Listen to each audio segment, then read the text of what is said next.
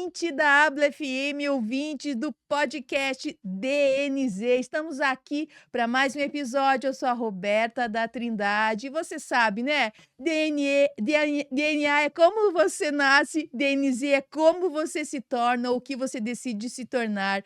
O DNZ descomplica o conhecimento e hoje eu tenho a honra de trazer para vocês aqui um cara provocador. Ele é mentor, ele é professor, ele é empreendedor serial e o cara é uma potência, ex-atleta de parkour. Gente, como é que é isso aí, hein, Lucas? Me conta. Um prazer receber você aqui.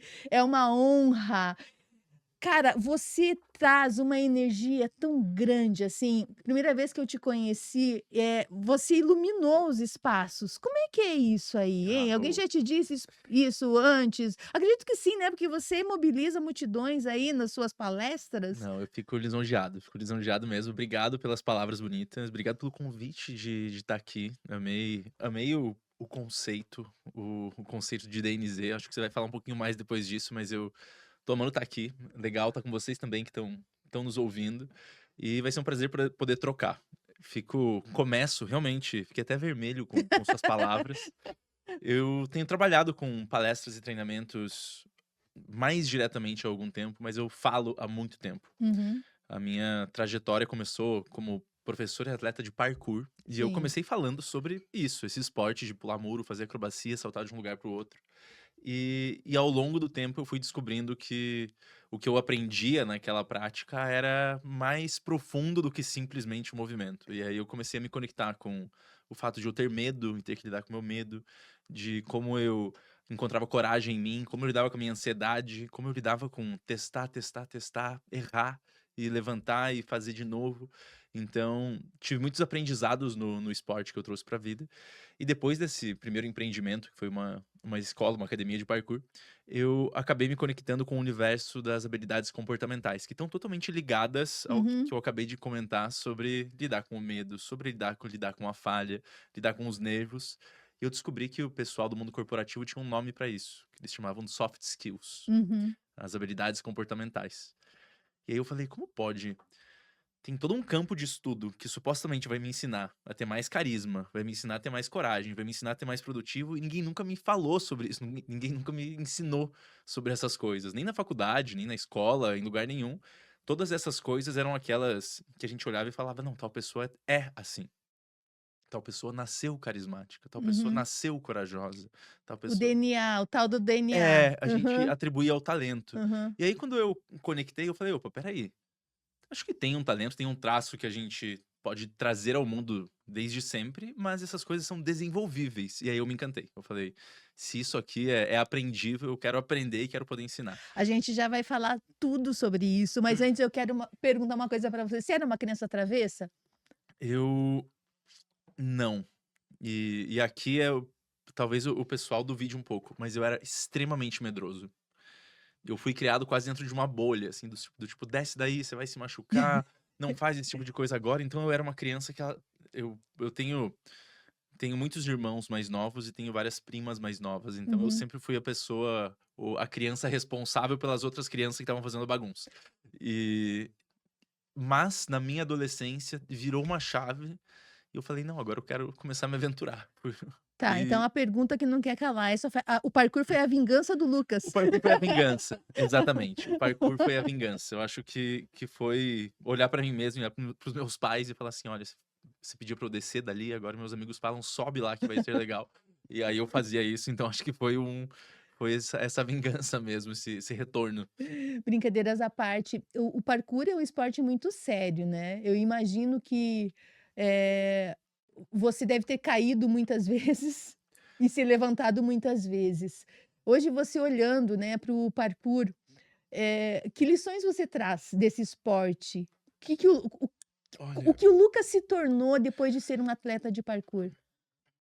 as pessoas que praticam parkour, que podem estar me ouvindo aqui, elas com certeza vão se reconhecer, porque eu tenho formação em marketing, eu tenho certificação em inovação, tenho pós-graduação em neurociências, tenho pós-graduação em negócios digitais, mas quando eu converso com as pessoas eu falo: "Cara, o que me formou mesmo foi o parkour". Porque No tempo que eu comecei, inclusive, você não tinha academia, você não tinha protocolo de ensino, você realmente colocava teu tênis e você ia explorar o ambiente, ia Uhum, explorar a si mesmo e testar coisas. E, e pela falta de um ensino, de uma metodologia, você começa a descobrir o mundo. Você começa a olhar para obstáculos, você fala, pô, esse obstáculo eu posso usar assim, assim, assado. Você começa a olhar para o seu corpo e fala, bom, eu não consigo pular essa distância, mas se eu treinar X, Y, Z, eu posso conseguir. E por ser um esporte que não tem muitas regras uhum, pré-estabelecidas, você consegue usar muito a sua criatividade para construir os movimentos, as sequências que você quer. Então ele tem um quê de ser até libertador, assim, de você uhum, sair de todas as regras e construir as suas próprias. Então, eu fui muito formado por isso, porque a aprendi a lidar comigo mesmo, com os meus medos e com as ânsias de querer alguma coisa, saber que eu não tenho capacidade, saber que eu tenho medo, saber que você envolve risco de verdade, então muitos dos movimentos eu posso cair, posso me machucar. Atletas chegam em níveis onde você faz um movimento que tem risco de vida, inclusive. O parkour parece um esporte que é muito perigoso, mas por ele não envolver fatores externos, ou uma pressão externa do tipo, você precisa executar para ganhar um ponto, sei lá, ou ganhar uma vitória, uhum. como outros esportes, e ele não tem um fator externo que, como o futebol, que você vai tomar um carrinho do nada e pode se machucar. Você tem muito livre-arbítrio e autorresponsabilidade sobre si mesmo. Então você escolhe fazer ou não fazer.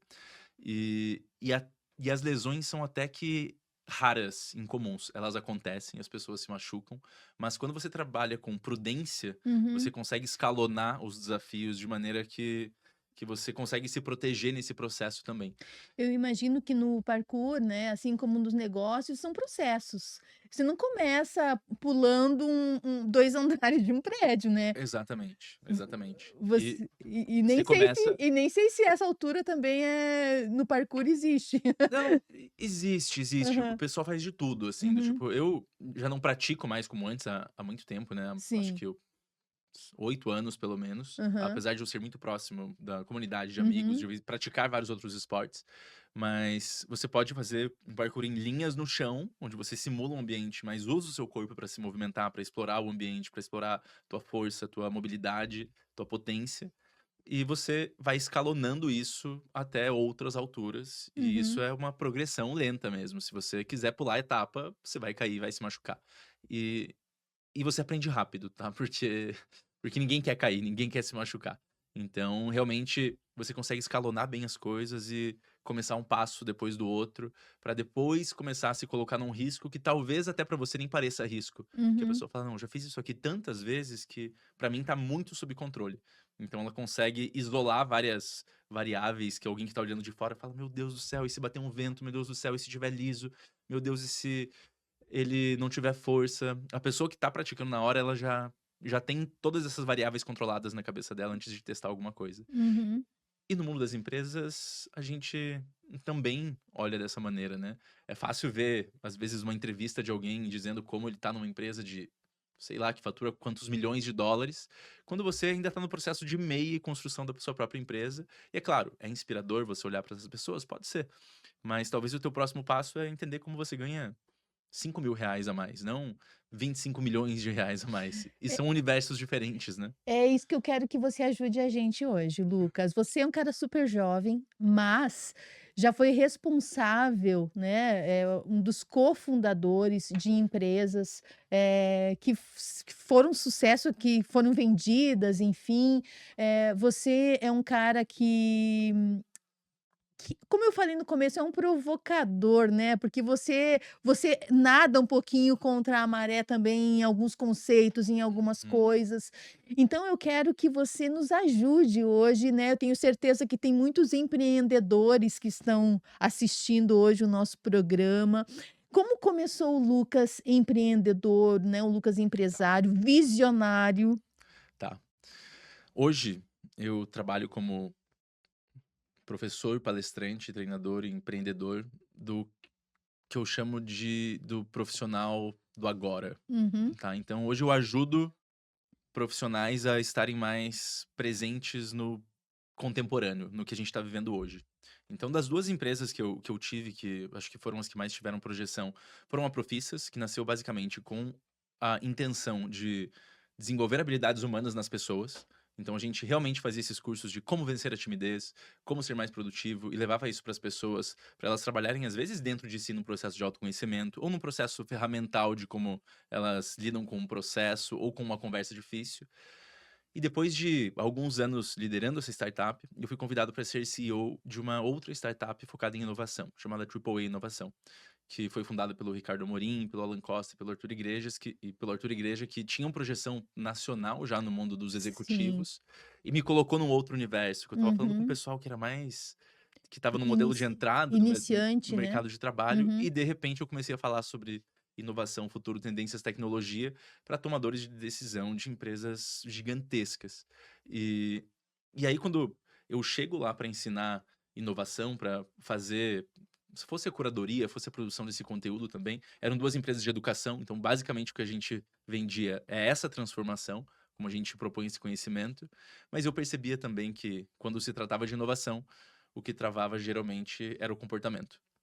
De novo, era como as pessoas se enxergavam, como elas enxergavam os processos das empresas, o que elas aceitavam dentro de uma equipe ou não aceitavam, como elas estimulavam o teste, como elas puniam o erro, Uhum. e isso gera consequências dentro da equipe, e isso pode fazer uma equipe ter ideias melhores, testar coisas novas, ser mais ousada no dia a dia ou ser mais até reprimida, tímida, executar somente os processos, e isso às vezes pode definir o sucesso ou o fracasso de uma empresa. Uhum. Então essas 2 empresas de educação que no ano de 2024, eu saí de uma delas, fiz a venda da minha parte, depois a Triple A a gente vendeu para um outro grupo, e eu me vi nessa posição onde eu até então me enxergava somente como empreendedor, um empreendedor que já fazia palestras, que já fazia os treinamentos, mas que eu fui lançado e colocado no mundo também como um Lucas que também dá as palestras, que também provoca, que também comunica,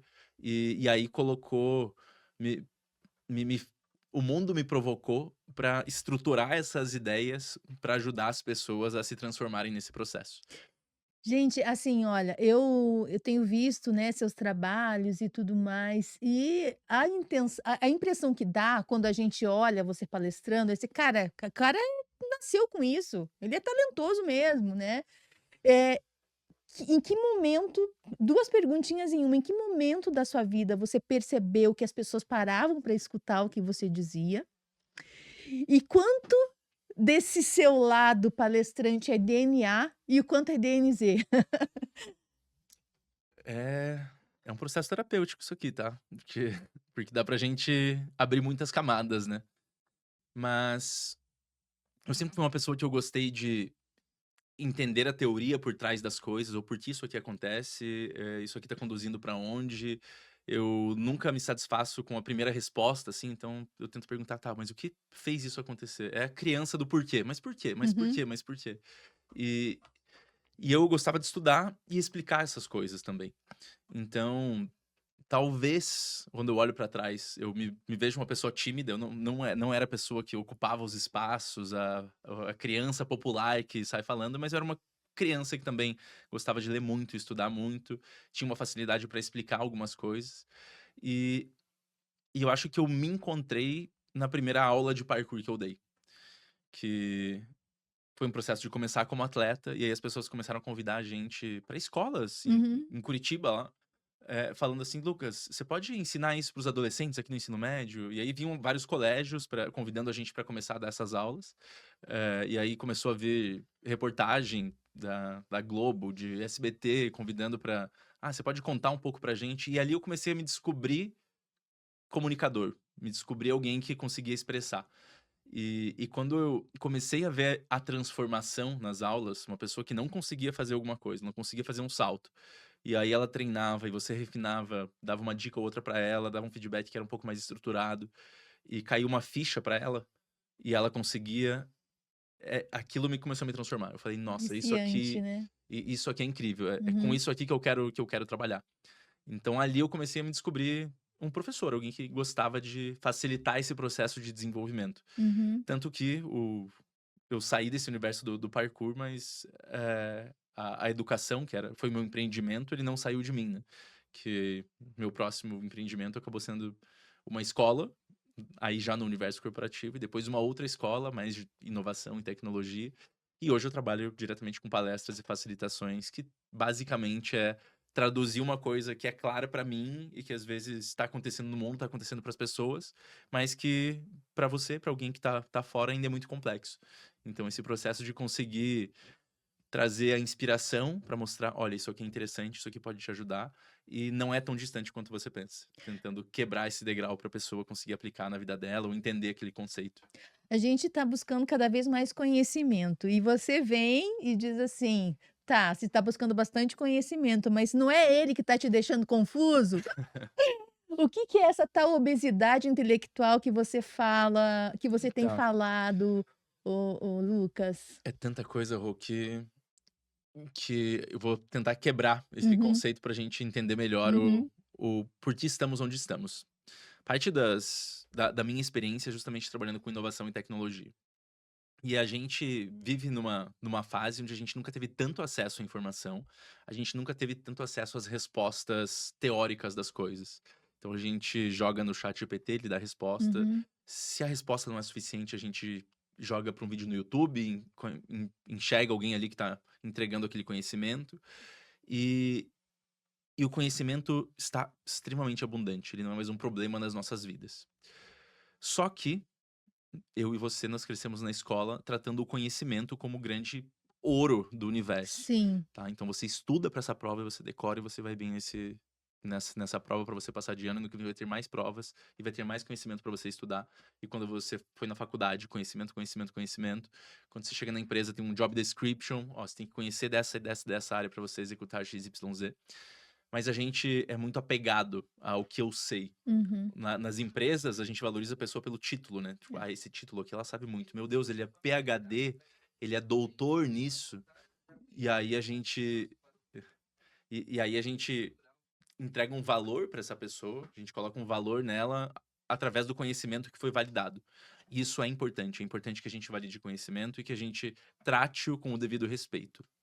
Mas, no momento em que todas as respostas estão a um Um prompt um de prompt. distância, Aham. o conhecimento, você pode concordar comigo, se todos têm acesso, ele também perde o valor. É uma commodity. Ele se torna uma commodity. E aí, o que passa a gerar valor no mercado de trabalho deixa de ser o conhecimento e começa a ser mais o que eu faço com o conhecimento.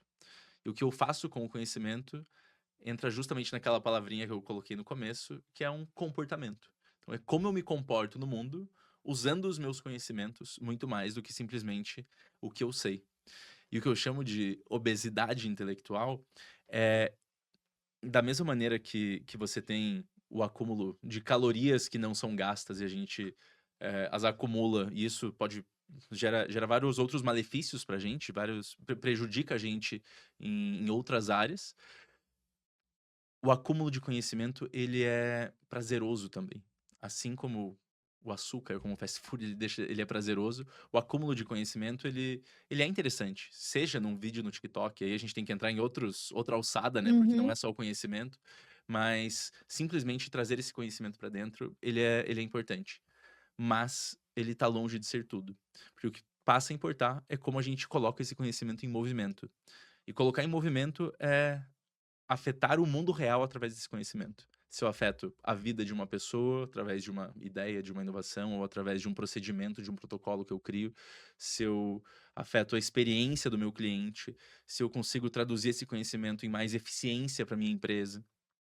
E o que eu vejo hoje nas empresas é justamente esse conhecimento dentro de silos Uhum. e vários motivos para você continuar fazendo a mesma coisa como você sempre fez, sem testar algo novo.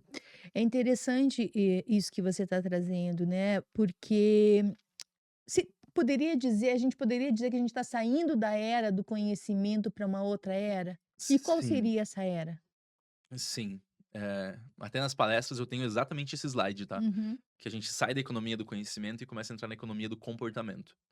E a economia do comportamento tá justamente avaliando o que as pessoas entregam no mundo real. Tanto que tem a máxima, né? A gente contrata pela habilidade técnica, que é o que Hum. essa pessoa sabe, e Demite demite ou promove pelo pelo comportamento. comportamento.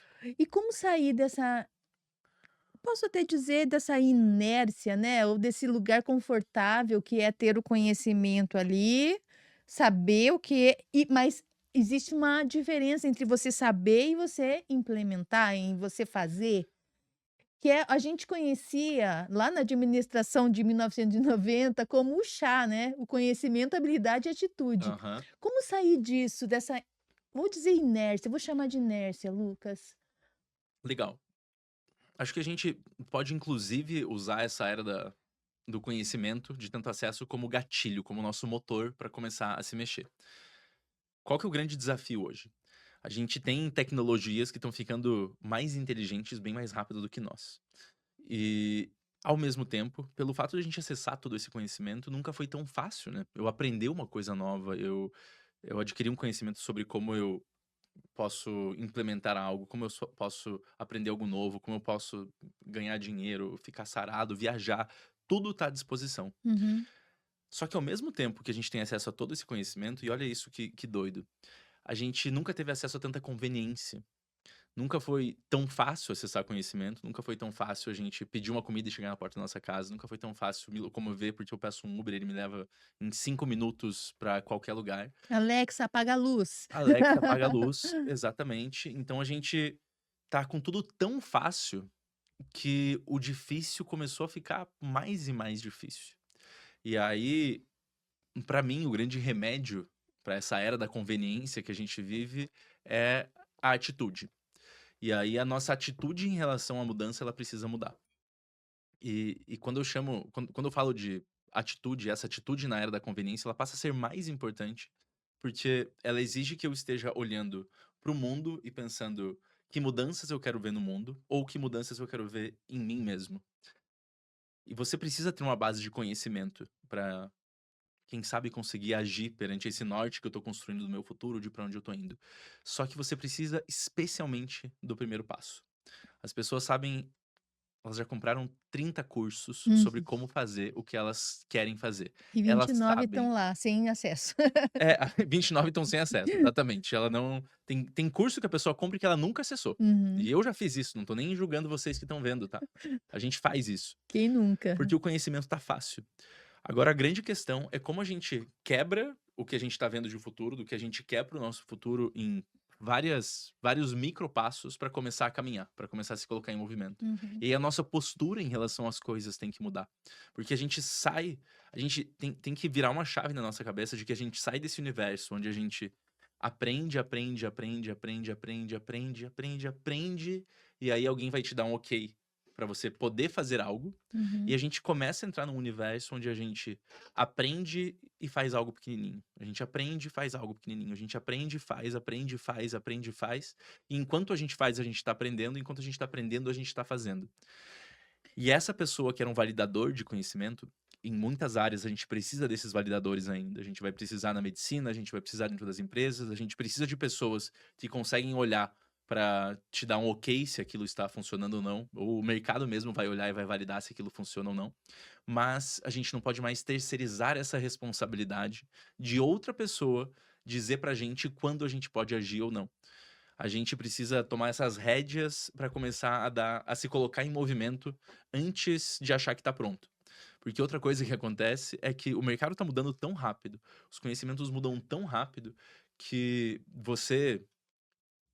a inteligência artificial que você estudou há um ano é outra É outra. completamente. Eu acho que a gente está muito nessa fase do aprender a desaprender, né, e para aprender de novo. E nesse ponto eu tenho gostado muito de falar e de ler sobre o capital sensível mesmo dentro das organizações, que é o que vai, eu acho que vai, daqui a pouco ele vai ser o diferencial, né, é o cara criativo, é o capital sensível mesmo, aquilo que você não consegue, não é técnico, Aham. né, a empatia, a criatividade, a inteligência emocional. Se tem alguma dica pra gente que diz assim: "Eu não nasci criativo, eu não sei ser criativo", e que tá cada vez mais é um desafio, como você falou, o conhecimento está aqui na palma da nossa mão, né. Como exercer a nossa criatividade diante disso, diante dessas facilidades do mundo Uhum. moderno? Olha, acho que a criatividade é um dos elementos, né. A criatividade é um dos você usou como que você usou? Campo sensível? O Capital o capital sensível nas sensível, né. A gente organizações. vai ter a criatividade, vai ter empatia, vai ter a escuta ativa, a gente tem várias soft skills, não deixam de ser várias habilidades de comportamento relacional, social, que são inclusive outras inteligências, né, são inteligências que a gente não valoriza tanto pelo QI, mas valoriza muito pela inteligência emocional, valoriza Uhum, pela inteligência social, inteligência adaptativa. E, e a grande questão do não me sinto algo é relacionada à nossa própria crença de que nós não podemos aprender algo. Então, muitas dessas coisas elas estão lá atrás na nossa infância, nas histórias que a gente contou pra gente mesmo sobre o que era possível pra nós e o que não era possível pra gente. E, e no momento em que eu fecho uma porta com 15 anos, com 12 anos, de que eu não sou criativo, uhum. as chances de eu tentar qualquer coisa que explorem a minha criatividade nos últimos 15 anos são mínimas. E aí sim que eu crio uma profecia autorrealizável, né? Que se eu não me abro à criatividade, se eu não pratico a criatividade, se eu não tenho um olhar diferente para as coisas, naturalmente eu não vou ficar bom nisso. A grande questão é que toda habilidade comportamental, ela é aprendível. E a própria criatividade, a criatividade é o ato da gente conseguir imaginar algo, e imaginar todo ser humano faz, tá? Não existe um ser humano que não imagina. E de você tangibilizar a imaginação de algo que você pensou diferente e colocar no papel. A inovação já são outros 500, que ela é Uhum. quando você pega essa criatividade e transforma ela em nota fiscal. Ela gerou valor para alguém. Mas a gente não quer chegar lá ainda. A gente tá falando da criatividade, que é simplesmente um processo de tentar algo diferente. E e eu julgo que esse tentar algo diferente, ele tem tantos caminhos, tá? A gente pode falar de construção de repertório, e construção de repertório é me abrir a diferentes realidades, diferentes séries, diferentes, livros e Caminhos, inclusive, diferentes, né? caminhos diferentes, mas a gente depois conseguir conectar isso com o que a gente quer. E aí eu acho que eu quero fazer essa diferenciação, que é uma coisa é eu contar pra mim, eu não nasci pra ser criativo, e é muito difícil pra mim, porque há 15 anos eu não pratico isso e essa pessoa tem essa crença. Se você tem essa crença, trabalha. É importante que você olhe pra ela, porque você tá criando a sua própria barreira. Outra coisa é eu entender que criatividade não faz sentido para esse momento da minha vida e eu não vou explorar a criatividade agora, porque eu vou explorar empatia, eu vou explorar, conhecimento técnico de alguma coisa, e aí eu tenho controle e eu tenho uma decisão sobre o que eu quero desenvolver na minha carreira, e aí é uma escolha. Então eu gosto de fazer essa diferenciação, porque tem gente que vai dizer: "Ah, não é para mim". Uhum, E essa resposta eu quase não aceito. Mas se você disser: "Não é pra mim agora", eu vou falar: "Tudo bem", que é uma capacidade que você pode desenvolver em outro momento, sabe. uhum. O Lucas, a gente tá, a gente eu trabalho, né, a gente trabalha com gestão de pessoas e com desenvolvimento humano, e a gente tinha uma época nas empresas, o generalista, aí Uhum. depois focou-se muito no especialista, e agora você está vendo um movimento diferente aí da multipotencialidade, das pessoas que conseguem conectar vários pontos. Como que você tem visto isso na sua trajetória como mentor, como Tá. professor e palestrante também? Olha, eu como um bom generalista, eu gosto da ideia do generalismo e eu vejo isso como tendência também de você agora conseguir conectar múltiplos universos Uhum, e inclusive para a própria saúde mental, de você conseguir ter diferentes habilidades e diferentes conhecimentos e navegar em diferentes áreas. E, e geralmente a inovação surge daí quando você conecta múltiplos pontos. E tem várias habilidades que são transferíveis, né? Então eu aprendi a criar coragem no parkour, e essa analogia que eu faço no parkour eu consigo levar para o empreendedorismo. Tem gente que veio da dança, por exemplo. Na dança ela aprende sobre timing das coisas e ela é muito boa em numa conversa, conseguir conduzir uma conversa. Então a gente tem muitas habilidades que são transferíveis. Agora, eu sou uma pessoa que tem uma visão muito fria sobre o capitalismo como ele é. uhum. Geralmente, uma contratação, especialmente em começo de carreira, uma contratação de empresas, ela pede que você resolva um problema específico para mim. Então eu tô te dando essa quantia financeira e você vai resolver esse problema X. Às vezes esse problema, ele pode conter múltiplas variáveis, e aí os generalistas vão brilhar, e às vezes pode ser um contexto único que precisa de um especialista que entende muito da repimboca da parafuseta Uhum, que foi criada na Alemanha, e essa pessoa é o único especialista dali. O que a gente tem de mudança no jogo hoje, tá? As inteligências artificiais, elas vão conseguir ser muito boas, eh elas vão saber 90%, talvez 98% de todas as coisas. E e aí, o especialista, se ele não tá no top 2% de quem mais sabe sobre aquilo, talvez ele tenha problema, porque uhum. aquele conhecimento a inteligência artificial vai saber. E aí a gente começa a ver isso, por exemplo, na advocacia, na medicina, em contabilidade, onde uma inteligência artificial generativa consegue entregar todas as 98% das respostas que um profissional entregaria. Mas tem aqueles 2% que a pessoa vai falar: "Nossa, meu caso é muito específico, eu trato assim, assim, assado, e eu tenho conexão com esse outro mundo", e ele vai conseguir olhar toda a complexidade e dentro da especialização dele, ele vai direcionar. Mas tá cada vez mais difícil, né, você se especializar tanto. Exatamente. Isso cria um problema que é: "Beleza, será que eu vou conseguir acertar o buraco que a inteligência artificial Aham. não vai suprir?" Muito difícil. Eh, por outro lado, e aí a gente tem esse universo que é hiper especialistas vão continuar com o mercado deles, e aí essa pessoa que não tá dentro desses 2% ela tem uma reflexão para fazer agora, que é: "Será que eu mergulho nisso para ser tá no 2% de melhor do Brasil que executa isso, melhor do mundo que executa isso, ou eu vou conectar múltiplos conhecimentos para ser uma pessoa mais generalista e que consegue ver o todo e que consegue enxergar a complexidade e que consegue entender, vai ser um advogado, mas vai ter o seu conhecimento sobre rede social e marketing, ela vai conseguir colocar valor para aquilo, ela vai entender sobre atendimento ao cliente e vendas, e ela vai conseguir encantar os clientes naquele processo. E ela vai conseguir entender também sobre o mercado digital e pensar nas soluções inovadoras que ela pode propor. Essas pessoas também têm muito campo. Uhum. Então eu percebo que pessoas que são generalistas e conseguem conectar essas múltiplas ideias, elas têm agora muita chance de se projetar e de se diferenciar. E a gente tem os especialistas que são esses super especialistas que vão dominar algo mega específico. O que que eu digo que é o perigoso agora? Você ficar no meio termo. Você sabe um pouco da sua especialidade, mas você não se generalizou o suficiente para desenvolver habilidades distintas, e aí você fica no meio termo onde você não consegue mais diferenciação. Porque você nem é tão generalista ao ponto de você entender mesmo de várias questões, e nem tão especialista a ponto de resolver um problema único.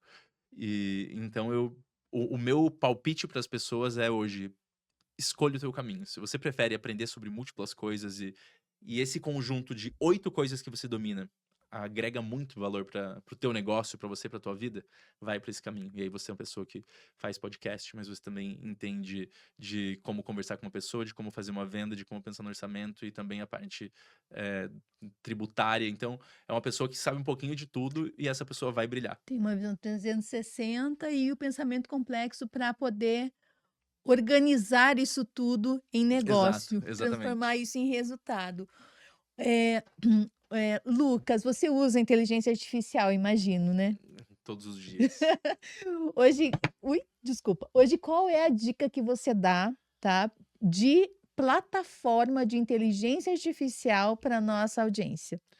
Tá, eu vou dar uma dica um pouco menos objetiva, que vai ser: teste todas. Eu não sei qual que é melhor pra você, para o teu cenário, pra sua vida, então testa. Eu volto para aquele loop do aprender fazendo, Uhum. e eu digo que todo mundo tem que testar, usar o ChatGPT, usar o Claude, que é o que eu escolho, se alguém quer saber eu uso o Claude da Anthropic, mas você tem o Humanos, você tem O outras que Kimi são agora. abertas, você tem várias, tem modelo chinês, modelo americano, modelo francês. E e a questão é que você vai encontrar uma que às vezes pode não ser a melhor, mas que mais se encaixa na sua rotina, na sua vida, com o teu budget. E e outro ponto que eu quero fazer é, independente de qual você escolher, use. E use todo dia e pratique, teste coisas e se aprofunde um pouquinho nesse universo, porque é a revolução que a gente É a revolução que vai mudar o mercado de trabalho e como ele funciona. Hoje na área de negócios eu percebo, assim, muitas pessoas, usando o GPT e tá tudo bem, usando outras ferramentas para fazer perguntas. Perguntas básicas, usando como se fosse um Google de antes, né. Hoje o que que você observa que a inteligência artificial pode trazer para a gente de positivo, e que a gente pode usar no nosso negócio, no nosso dia a dia? São tantas camadas também, Rô. Eh, a IA, ela vai ocupar dois espaços, tá? Um de automação, então um monte de tarefa que é chata, que eu não gosto de fazer, que você não gosta de fazer, e que a gente é lento fazendo, e a gente como profissional ou outros profissionais vão colocar uma inteligência artificial ali, que vai ser invisível basicamente, porque ela vai estar fazendo algo que antes era um humano que fazia. Uhum, Então, desde hoje, a sugestão que eu recebo no vídeo no YouTube não é um ser humano que está fazendo lá, um algoritmo que está fazendo isso. Você vai ter hoje atendimentos via WhatsApp que vão ser muito bem feitos por uma inteligência artificial, que outros humanos estavam fazendo. uhum. E a gente vai parar de se questionar do tipo, é um humano ou uma IA fazendo? Então, esse tipo de automação, que geralmente são processos ou trabalhos que são repetíveis, previsíveis e escaláveis. Ou seja, sempre que eu preciso fazer isso aqui, é o mesmo resultado depois, mas eu que preciso lá apertar esse parafuso, a gente vai ter uma IA de automação. E a gente vai ter uma IA de amplificação. E essa IA de amplificação é o que vai conectar em nós humanos para acelerar a minha aprendizagem e aumentar a minha potência, digamos assim. Então, o Lucas tem senso crítico para as coisas. Essa IA vai me ajudar a ter mais senso crítico. O Lucas faz bons roteiros e boas piadas. Essa IA deve me ajudar a amplificar esse meu talento. A maioria das pessoas hoje está usando a IA como o Google, né? Então eu Uhum. pergunto qual é a capital da Indonésia, sei lá. E é uma forma muito simplista de usar a inteligência artificial. Você tem desde a produção de prompts que são mais complexos para ter resultados mais complexos.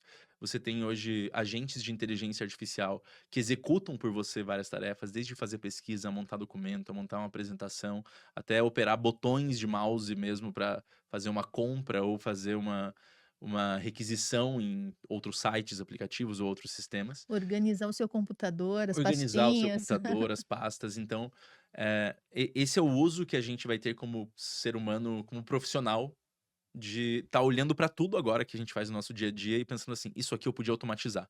É um trabalho chato, que não me agrega valor, mas que é preciso fazer, então daqui a pouco eu posso pensar em como eu uso uma IA para fazer isso aqui por mim. Uhum. E outra coisa é, o que eu faço que eu consigo gerar muito valor? Eu sou muito criativo?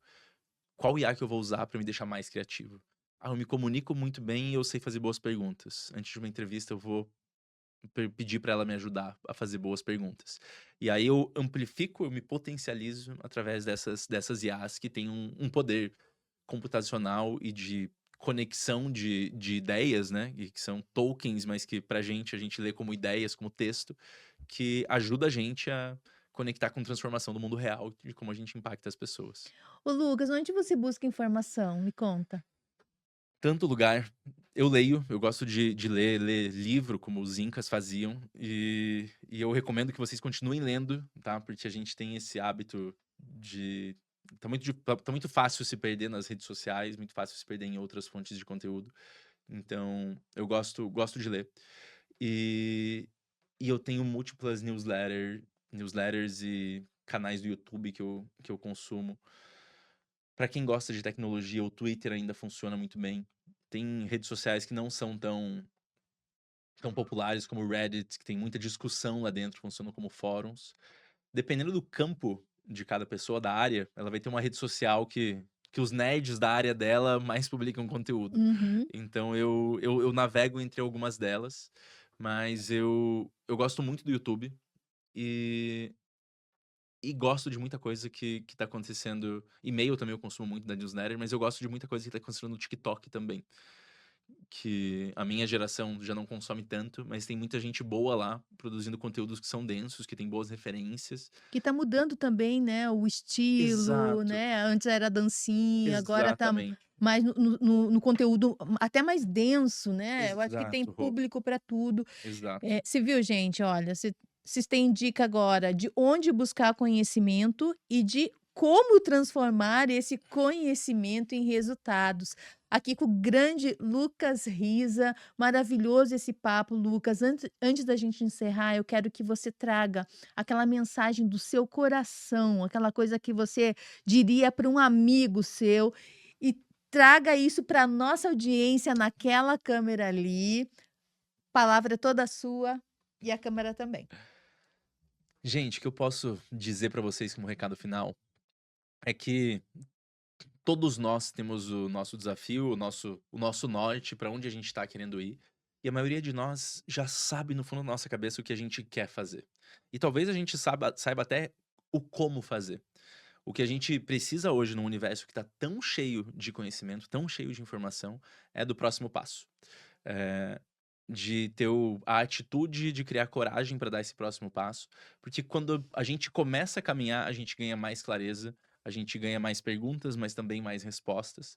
E conforme a gente caminha, a gente começa a ver o resultado na nossa vida que a gente está buscando. Então, o maior erro que a gente pode cair hoje é na obesidade intelectual que a gente comentou, de saber muito das coisas e não fazer nada com elas. Só fazer isso não muda as nossas vidas, não muda as vidas das pessoas que você ama, das pessoas que você trabalha junto.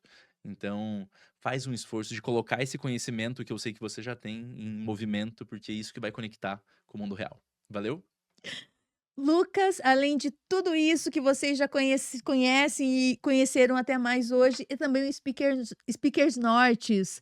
Conta o que as empresas podem esperar da sua palestra, Lucas, das suas palestras, né? Porque são algumas. Com certeza muita provocação, muito chacoalhão das pessoas saírem de lá mexidas com as histórias que vão desde o parkour até o que está acontecendo no mundo e as mudanças que a gente está vendo. Mas a minha proposta é justamente trazer todas as pessoas que me assistem ao momento presente da humanidade. Com o que está acontecendo agora nas empresas, o que está acontecendo agora no status quo atual, e aí a gente está falando de inteligência artificial, quando tem que falar de inteligência artificial, fala de novas lideranças, fala de habilidades comportamentais, mas especialmente o que a gente faz com tudo isso. Como eu saio desse mundo que a gente percebe, o incômodo que a gente percebe, do que a gente vê nas redes sociais, do que a gente vê as pessoas falando, do que a gente ouve no corredor da empresa e coloca isso em transformação, coloca isso em atitude e em comportamento no dia a dia. Lucas, prazerzaço Obrigado, estar aqui com você mais uma maravilhoso estar vez. junto. Quero agradecer a sua audiência. Aqui na DNZ a gente quer simplificar o conhecimento para que você transforme isso em resultado, em atitude, porque o DNA você nasce com, mas o DNZ você busca para que você se torne aquela pessoa que você sonhou e que você quer ser. Até o próximo episódio. Tchau, gente.